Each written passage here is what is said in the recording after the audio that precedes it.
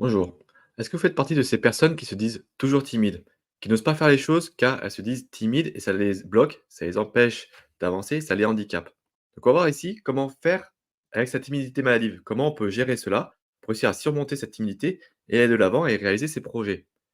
Et cette vidéo est faite pour vous si vous avez envie d'aller vers le succès, vers la réussite, mais que votre timidité justement vous bloque, vous handicape.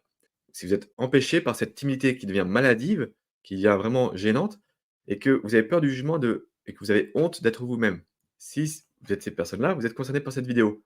Et si vous aspirez à la liberté, pouvoir vivre comme vous voulez, vous débarrasser justement de cette chaîne, de ce boulet qui vous retient, de cette timidité qui vous empêche d'évoluer, vous êtes les bienvenus.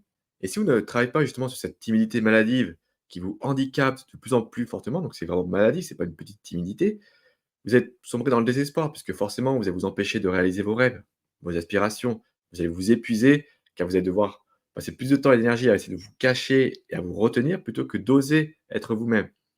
Vous risquez de perdre le sens de ce que vous faites, augmenter le stress et l'anxiété dans vos actions et même avoir des crises d'angoisse lorsqu'il s'agira, au fur et à mesure, de plus en plus, d'aller voir du monde, d'aller vous ouvrir au public. Vous allez vous auto-saboter pour ne pas agir, ne pas vous montrer. À cause de votre timidité, vous allez subir votre vie plus que vous allez la mener. On va voir cela en 3 étapes, comment la surmonter cette timidité et quels sont les outils, les ressources enfin, qui vont permettre justement de encore plus travailler dessus. Donc qu'est-ce que la timidité maladive? C'est la première partie. Il s'agit en fait d'une inhibition de vos actions, de vos décisions, de vos émotions peut-être, liées à la peur du jugement et la peur du jugement des autres, mais un jugement aussi que vous avez sur vous.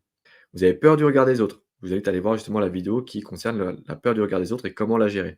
Et cette peur du regard des autres, ce jugement que vous avez, ça impacte fortement vos actions, vos décisions, votre vie, en fait, que ce soit au niveau professionnel, mais au niveau personnel.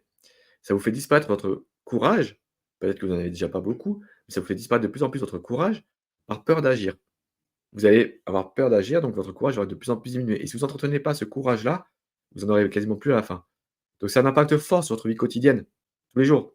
Ça vous handicape, c'est un handicap plus psychologique et mental que physique, mais c'est une inhibition qui vous empêche d'agir, de bouger. Et ça va vous créer de plus en plus d'angoisse, donc les angoisses sont des émotions fortes, lorsque vous allez avoir une vie publique. Pour votre bien-être et votre vie quotidienne, il s'agit de vraiment travailler sur ce qui crée cette timidité de façon maladive. Il faut identifier les causes. Donc qu'est-ce qui a pu se passer dans votre enfance et adolescence, donc les phases clés de votre évolution? Quelles sont les critiques que vous avez eues, d'abord votre entourage proche, puis peut-être à l'école, qui ont créé justement ces sentiments de culpabilité, de honte et de jugement qui vous font peur? Quels sont les jugements et les a priori que vous avez pu avoir et que vous avez vous-même entretenus par rapport à votre identité? Quelles sont les expériences passées qui ont été plus ou moins traumatisantes, qui vous ont fait croire qu'il fallait vous cacher, ne pas vous montrer au public? Souvent, il faut se rapprocher de l'environnement familial et de ce qu'on a pu vous dire dans votre enfance. Donc peut-être des petites critiques, des petites remarques qui étaient des blagues, de vos proches, mais qui ont pu vous toucher profondément dans votre inconscient, qui sont peut-être liées à des traits de votre personnalité. Peut-être que c'est également un trait de personnalité d'être déjà un peu timide à la base, donc d'être un peu réservé. Mais parfois, certaines personnes insistent dessus en disant: «Arrête d'être timide» et cetera, donc vous choquent, vous brusquent pour sortir de la timidité alors que vous êtes timide et c'est un trait qui est normal aussi, la timidité. On n'est pas tous avenants. Mais le fait d'appuyer dessus, bah, comme une blessure, bah, ça peut agrandir la blessure et avoir du mal à cicatriser. Donc identifier les différentes causes de votre parcours de vie, donc enfance, adolescence, voire après, qui ont pu vous mettre en défaut et qui ont pu exacerber cette timidité qui était en vous. Et quelles sont les conséquences à long terme de cette timidité que je rappelle qui est maladive, donc qui est vraiment très importante et très prenante dans votre vie quotidienne? Vous allez rater de plus en plus d'opportunités, que ce soit professionnelles ou personnelles. Vous allez voir passer des gens, des personnes, des occasions qui auraient pu changer un peu votre vie. Vous allez avoir de plus en plus peur d'agir. Et ça, cette peur de l'action va vous rendre de plus en plus léthargique et passif et subir votre vie. Cette inaction, c'est comme devenir un mort-vivant, comme on dit. C'est que vous allez laisser passer la vie et attendre la fin patiemment. Donc votre vie va manquer de sens tout simplement parce que tous vos rêves, vos aspirations, vos objectifs, vous allez laisser passer, ça ne va être que du vent parce que vous n'allez pas oser agir et prendre des décisions pour agir parce que vous avez peur de vous montrer. Vous allez finir par vous épuiser et même être en dépression car vous allez être triste tout simplement de ne pas réaliser vos rêves. Ça va vous limiter les opportunités professionnelles et personnelles, car le fait de ne pas vous affirmer, de ne pas vous assumer, de ne pas vous exprimer, ça va vous faire passer des occasions et peut-être on va préférer quelqu'un qui est plus avenant, plus ouvert, peut-être moins compétent que vous, mais parce que justement c'est ce côté ouverture et bienveillance et partage qui est parfois recherché dans de nombreuses entreprises. alors que vous pouvez être très compétent. Donc travaillez justement sur cette timidité pour ne plus laisser passer les occasions et profiter pleinement de la vie. Donc on va voir là les techniques qui vont permettre de surmonter la timidité. Renforcer la confiance que vous avez en vous-même, la confiance en vos capacités à réussir des choses. Vous êtes là aujourd'hui, c'est que vous avez les capacités, les compétences pour avancer jusque là où vous en êtes aujourd'hui. Donc analysez votre parcours, célébrez vos réussites, soyez reconnaissant envers vous-même pour dire que vous avez réussi jusqu'à aujourd'hui. Vous avez réussi certaines choses. Vous avez des compétences, des connaissances, des capacités qui vous ont fait que vous êtes là aujourd'hui. Vous êtes construit grâce à tout ça. Donc pratiquez les affirmations positives en disant que vous êtes capable de faire quelque chose. Vous savez faire les choses. Vous savez saisir les opportunités. Vous savez inconsciemment faire des choses. Donc travaillez justement sur toutes ces célébrations, ces reconnaissances de vos réussites et fixez-vous également des objectifs réalisables et entraînez-vous à les réaliser. Allez-y également sur des petits objectifs, des petites échéances pour vous satisfaire et ensuite avoir de la reconnaissance pour vous-même, célébrer et ensuite avec l'effet boule de neige, aller de plus en plus loin. Ça va vous aider à travailler et à construire une image positive de vous-même et ensuite à travailler encore plus les affirmations positives et pareil, ça va entretenir toute cette dynamique positive, cet élan vers la confiance en soi qui est de plus en plus forte. Donc travailler justement cette confiance en soi sur qui vous êtes, sur ce que vous savez faire, plutôt que de dire que vous ne savez pas faire. Travaillez l'auto-affirmation et toutes les petites réussites que vous faites dans votre journée au quotidien, célébrez-les. Même personnellement, vous n'êtes pas obligé de sauter de joie tout le temps, mais vous avez le droit aussi de les raconter et petit à petit, racontez-les vos réussites. Partagez-les. Ça va vous faire sortir de votre cercle de timidité et vous ouvrir aux autres personnes. Ensuite, un autre exercice qui est un peu plus complexe, c'est exposez-vous de plus en plus de façon graduelle. Donc commencez peut-être juste à dire bonjour. Si vous avez déjà du mal à dire bonjour à certaines personnes, entraînez-vous juste à dire bonjour, pas plus. Ensuite, peut-être bonjour et ouvrez la discussion. Comment ça va? Et ça. Donc avec des vraies questions qui peuvent amener une discussion. Entraînez-vous à converser sur des sujets plutôt légers au début, avant d'aller sur des sujets plus profonds. Allez-y petit à petit. Étendez votre zone de confiance, plutôt que de sortir directement de votre zone de confort et de confiance, mais étendez votre zone de confiance pour petit à petit avancer, l'étendre, agrandir votre domaine d'intervention et être moins timide avec les gens qui sont autour de vous, que ce soit au travail. Une fois que vous avez pris confiance avec toutes les personnes qui sont autour de vous au travail, vous pouvez élargir. Tester et essayer différentes situations sociales qui sont inconfortables. C'est en testant justement des choses qu'on ne connaît pas, qui sont inconfortables, qu'on va pouvoir se dire: «Ah finalement c'est pas si terrible que ça». Par exemple, on change de domaine, mais si vous avez peur des trains dans les parcs d'attractions, essayez par un train qui est pas trop agressif, pas trop violent et voyez ce que ça fait. Et là, vous allez vous dire: «Ah bah, finalement, c'est pas si mal, je vais essayer un niveau au-dessus» et petit à petit, vous allez vous dire: «Ah mais finalement, j'avais peur des trams, mais finalement, ce n'est rien. Ce n'est rien, c'est juste une attraction et en fait, il y a de la sécurité, il y a tout qui va bien, tout qui est mis en place pour que ça marche». Donc testez des situations sociales inconfortables, vous ne risquerez rien. Les gens, s'ils vous jugent, c'est leur perception à eux. Donc à vous, après, de travailler l'image que vous allez transmettre. Mais si les gens vous jugent ou même vous critiquent, c'est leur perception propre. Ça ne concerne pas vous, votre propre identité. Travaillez pour justement réduire cette anxiété sociale. Donc, petit à petit, conversez, saluez, ouvrez-vous aux personnes. Et la répétition, comme en sport, fera l'ancrage. Si vous faites ça une fois, mais que vous ne faites plus pendant 2 mois, ça ne sert à rien. Ne le faites pas du tout. Faites-le petit à petit, mais tous les jours.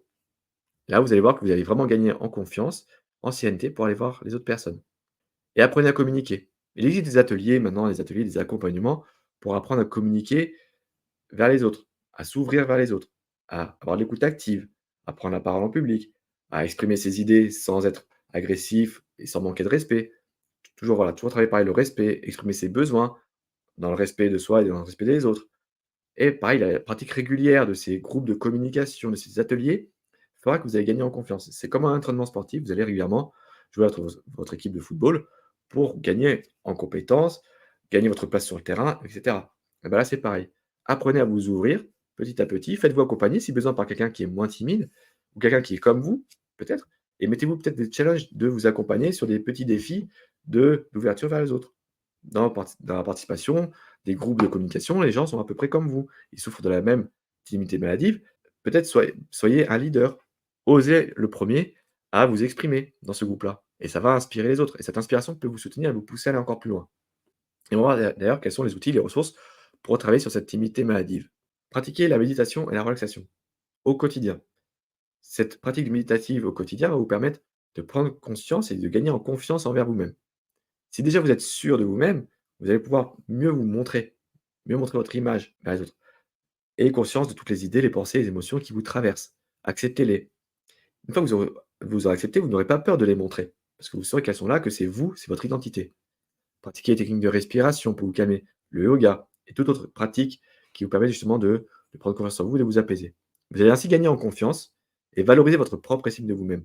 Et c'est en valorisant votre propre estime de vous-même que vous saurez vous montrer avec votre vraie valeur aux autres, au monde, plutôt que de vous cacher et de vous autoflageller en vous rabaissant par rapport aux autres. La timidité maladive peut vous faire vous rabaisser. Non, ayez confiance en vous-même.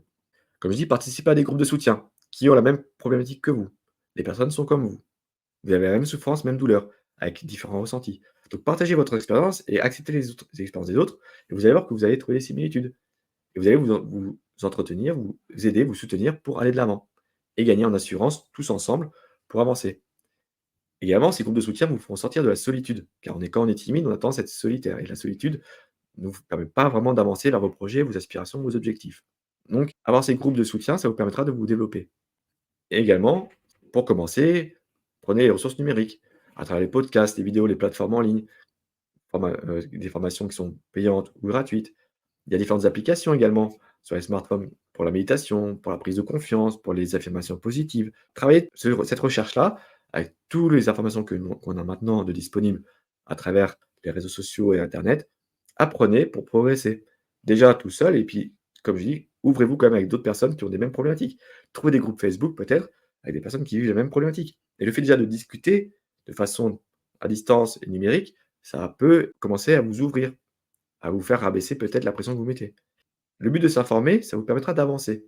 N'allez pas dans l'inconnu comme ça. Vous allez quand même dégrossir le terrain, vous ouvrir au public et commencer à vous ouvrir avec des personnes qui souffrent de la même chose que vous.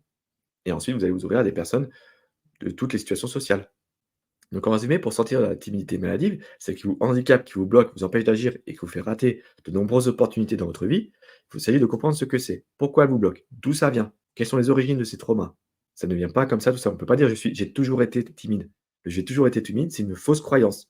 Il s'agit de comprendre pourquoi vous avez été peut-être timide dans le trait de caractère, ce qui est normal, mais pourquoi maintenant ça devient maladie, ça devient un handicap. Vous n'avez pas toujours eu ce handicap, ça c'est ce qu'on vous fait croire. Et les différentes techniques qu'on a vues pour les surmonter et les outils, les ressources maintenant, avec toutes les informations qu'on a, il est possible de trouver des solutions pour résoudre ce problème-là. Si vous arrivez à vous connaître, vous arriverez à vous ouvrir. Donc il faut passer par cette étape de l'autoconnaissance. Et en exercice, je vous invite à faire à écrire quel est l'impact de votre timidité sur votre vie pro et votre vie personnelle. Quelles sont les situations qui ont été compliquées pour vous? Qu'est-ce que vous avez pu en apprendre? Et je vous dis à la prochaine. Ciao, ciao.